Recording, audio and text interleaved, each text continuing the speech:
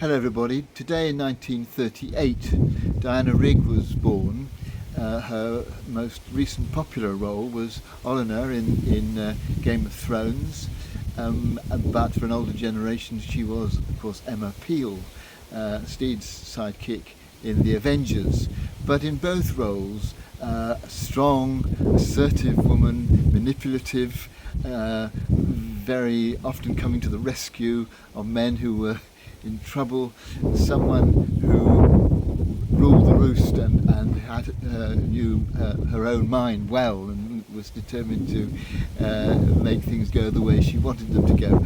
And of course in the 60s, when Emma Peel was around, she was a role model, a very sexy role model for the feminist movement. But this kind of character is one that she played more recently too in other adaptations, particularly of Greek tragedies and in other roles, because it was part of who she was. Diana Rigg was somebody who knew her own mind and knew how to make sure that she had fun. Her daughter describes how for her 80th birthday, when she was in the middle of a run of My Fair Lady on Broadway, she took over a local cafe and invited all sorts of people along and invented a new cocktail called Dame Diana's Dynamite and danced, boogied away all night with some of the much younger people who were there, really celebrating being 80. I hope that I'm able to enjoy my 80th birthday when it comes with that sort of verve and enthusiasm. But alongside this ability really to enjoy life was a fairly acerbic tone.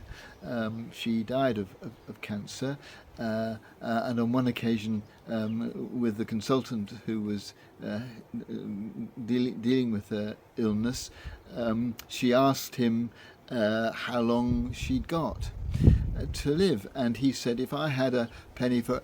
And she interrupted him and said, "Don't you patronise me, I'm leaving," and walked out.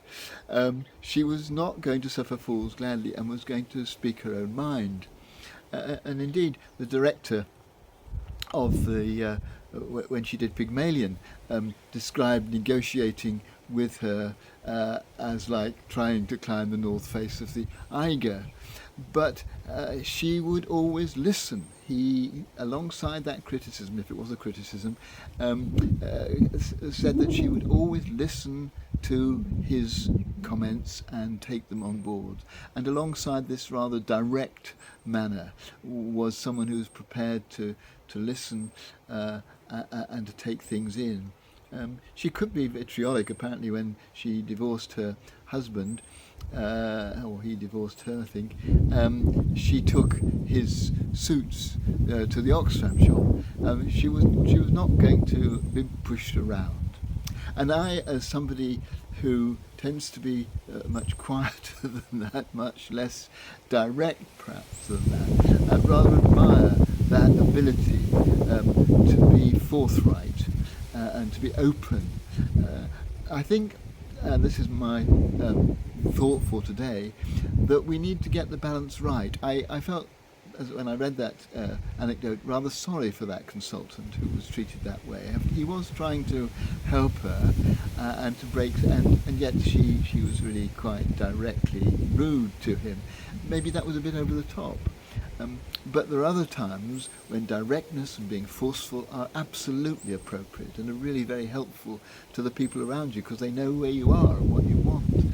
And it's getting this balance between being direct and thinking of other people's feelings and making sure that you don't unnecessarily hurt them, that I, and no doubt everyone, finds very challenging. But it's a balance that we all seek to achieve if we're going to live whole lives when we are neither pushed around or over assertive. And I hope that with me today you're going to search out getting that balance right.